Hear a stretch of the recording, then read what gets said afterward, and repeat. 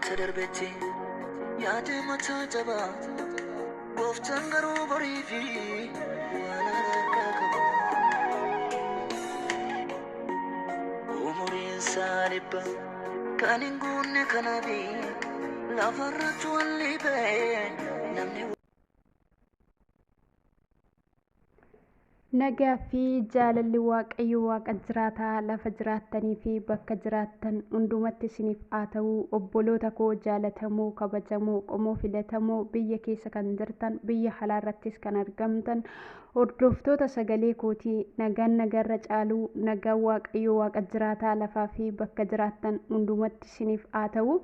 Akkam jirtu nagaa keessanii anis nagaa kooti waaqayyoodhaaf haa galatu. Nagaa guutuu nagaarraaf han qaba.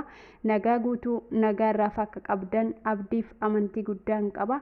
Baga jaalala waaqayyoo hayyaana gooftaa Yesuusiin eeggamtanii isaatiif yeroo kana geessan jechuun jaaladha. Obboloota koo jaalatamoo egaa har'a barumsa gabaabduu tokko waa'ee appilikeeshinii tokko isinitti agarsiisuudhaaf dhufee jira. Appilikeeshiniin kunis immoo vaayirees kiliin jedha. Qulqulleessituu bilbilaa jechuudha.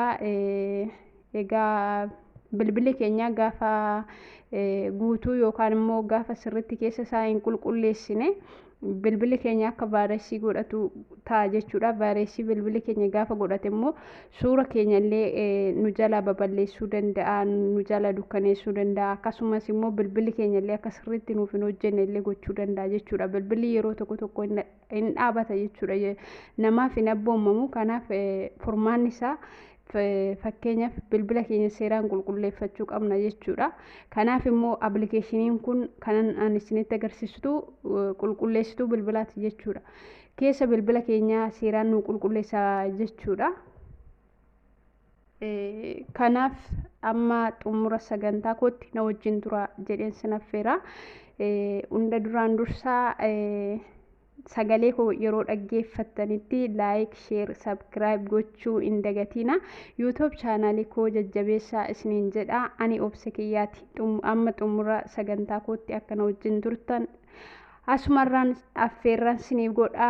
Egaa appilikeeshiniin kun kunuunsa bifa giriiniidhaan jiru kana isa kanadha jechuudha. Isa kanadha jechuudha. Vaayirees kiliin kan jedhu kanadha. Kanaaf appilikeeshinii kana pilaastoorii keessa arganna jechuudha.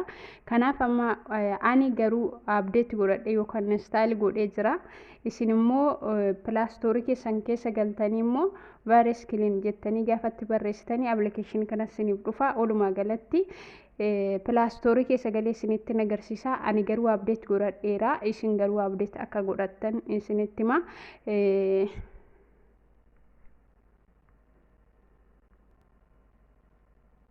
Okay, amma pilaastoorii keenya keessa gallee buufanna jechuudha. Appilikeeshinii ammaa kana appilikeeshinichi kunuunsa kanadha.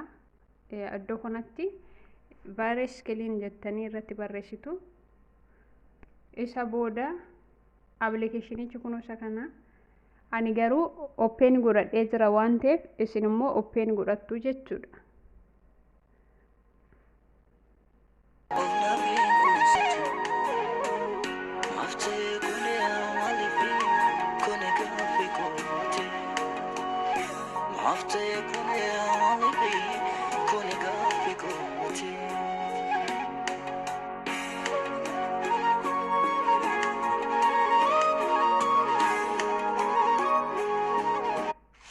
Clean your Android.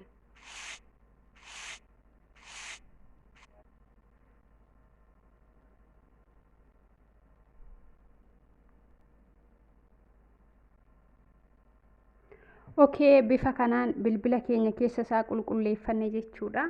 Kanaaf appilikeeshinii kana buuftanii akka itti fayyadamtanii appilikeeshinichi appilikeeshinii baay'ee namatti tolu yookaanis immoo baay'ee bilbila keenya sirriitti keessa isaa qulqulleessa jechuudha.